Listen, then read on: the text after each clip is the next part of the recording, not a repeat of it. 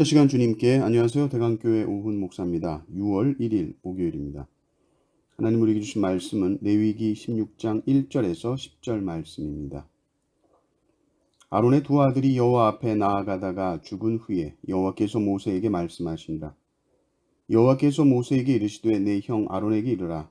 성소의 휘장 안 법궤 위 속죄소 앞에 아무 때나 들어오지 말라.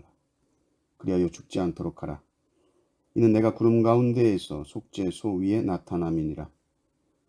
아론이 성소에 들어오려면 숫송아지를 속죄 제물로 삼고 순양을 번제물로 삼고 거룩한 세마포 속옷을 입으며 세마포 속바지를 몸에 입고 세마포 띠를 띠며 세마포 관을 쓸지니 이것은 거룩한 옷이라 물로 그의 몸을 씻고 입을 것이며 이스라엘 자손의 회중에게서 속죄 제물로 삼기 위하여 순염소 2마리와 번제물로 삼기 위하여 순양 1마리를 가져갈지니라.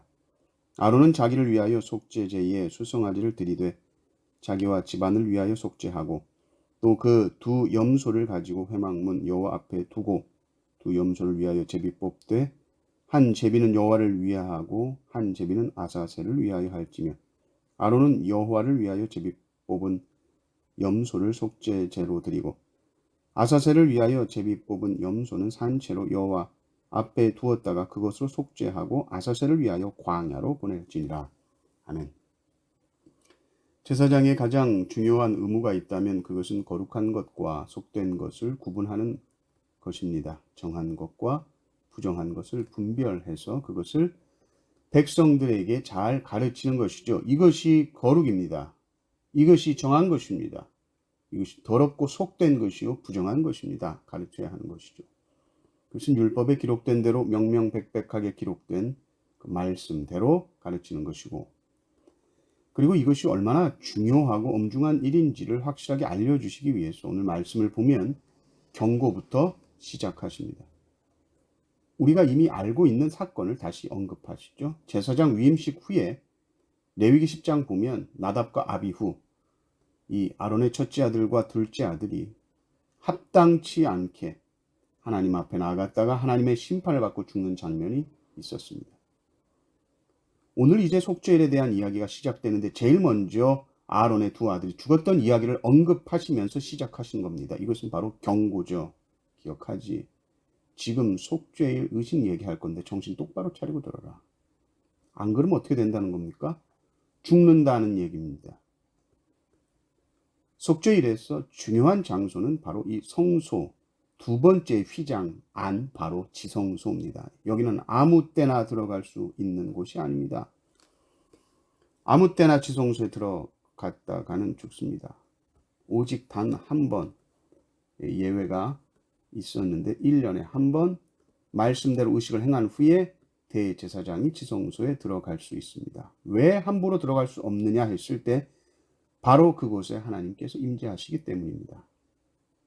그래서 거룩하신 하나님이 그 임재하신 장소에 아무 때나 준비도 없이 의식도 없이 그렇게 들어갈 수 없는 것입니다.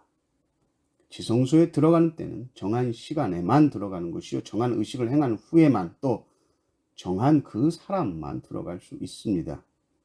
그래서 이 속죄의 의식 신경 쓰고 준비할 것들이 많죠. 제일 먼저는 제사장이 자기 자신을 위해서 속죄제의 번제를 드려야 되고 그러기 위해서 숫송아지 또 순양이 필요합니다. 그리고 제사장 자신뿐만이 아니라 이스라엘 온 회중을 위하여 준비를 해야 되는데 양이 아니라 특별하게 순염소 2마리를 준비합니다. 그리고 제사장도 평소에 입던 옷을 입지 않죠. 평소에는 화려하게 정교하게 수놓은 아름다운 색깔의 옷을 입는데 이 속죄일에는 세마포 옷 아주 심플한 흰색 옷을 입게 됩니다. 화려한 옷을 벗고 이 속죄 의식을 행할 때는 종과 같이 낮은 모습으로 세마포 옷을 입습니다. 6절에서 10절을 보면 이 의식들을 요약해서 소개를 하고요. 내일 본문 보면 이것을 다시 상세하게 설명합니다. 제일 먼저 대제사장 아론이 자신을 위해서 또 자기의 집안을 위해서 숫송아지로 속죄제를 드리고 그 후에 염소를 2마리 가져옵니다. 제비를 뽑습니다. 둘 중에 한 마리는 백성을 위해 속죄제사를 드리고 또 한 마리는 아사셀을 위하여서 산채로 광야에 보내지게 됩니다. 내일 아서슬 이야기를 더 구체적으로 하게 될 것입니다. 우리는 하나님께 나아가는 준비를 하고 있는 이 구약시대 백성들을 보면서 여러분 어떤 생각이 드십니까? 하나님께 나아간다라는 것이 그저 기분이 좋다, 기쁘다, 좋다 이런 감정이라기보다는 굉장히 신중하고 엄숙하고 긴장되고 심지어는 죽음의 경고가 필요한 일이라는 것이죠. 그만큼 하나님은 온전히 거룩하신 분이다라는 겁니다.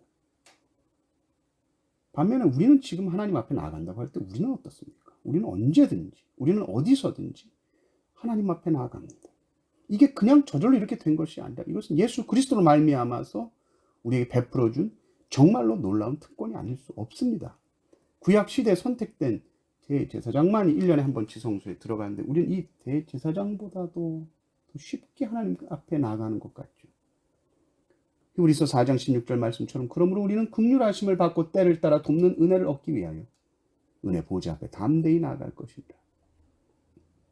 그래서 우리는 자칫 하나님이 얼마나 거룩하신지에 대해서 망각할 때가 많습니다. 분명히 특권을 주셨는데 우리는 이 특권을 악용할 때가 많습니다. 하나님 앞에 나아갈 때 부주의할 때가 많습니다. 하나님 앞에 나아갈 때 준비 없이 나갈 때가 많습니다. 이것은 특권을 남용하는 것이죠. 우리는 하나님의 거룩하심을 항상 잊지 말아야 될 줄 압니다.